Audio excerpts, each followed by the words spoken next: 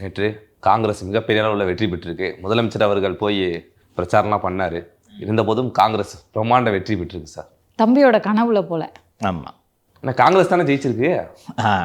மல்லாக்கப்படுத்து விட்டத்தை பார்த்துக்கிட்டு எனக்கு நிதிஷ் இது நகைச்சுவையெல்லாம் தாண்டி எனக்கு அச்சமாகவும் வருத்தமாகவும் இருக்கிறது.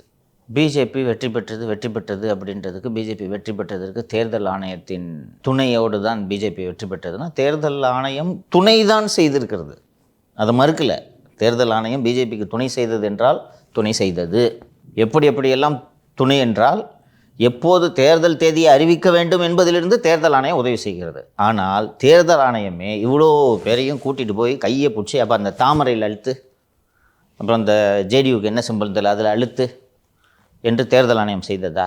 அண்ட் 65 லட்சம் வாக்காளர்கள் நீக்கப்பட்டிருக்கிறார்கள், அவர்கள் எல்லாம் காங்கிரஸ் வாக்காளர்கள் என்று காங்கிரஸ் கட்சியும் ஆர்ஜேடி கட்சியும் குற்றம் சுமத்துகின்றன. இப்போ தமிழ்நாட்டில் இப்போ நடக்கிறது போல் அங்கேயும் உங்களுக்கு பூத் லெவல் ஏஜென்ட்ஸ் இருந்தார்களா இல்லையா?